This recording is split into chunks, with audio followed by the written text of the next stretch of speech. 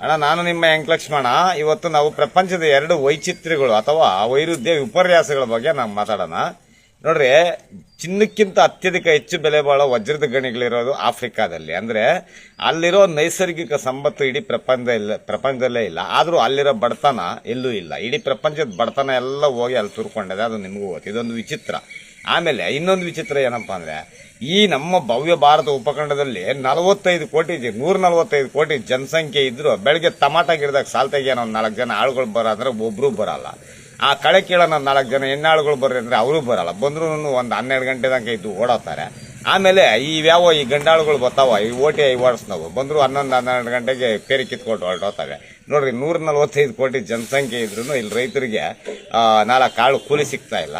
ಕೂಲಿ ಆಳುಗಳು ಅದೆಲ್ಲ ಹೋಗ್ಲಿ, ನಡುವೆ ಯಾರು ಸುತ್ತೋದಕ್ಕೆ JCBಗಳಿಗೆ ಗತಿಯಾಗಿ ಹೋಗ್ಬಿಟ್ಟವೆ.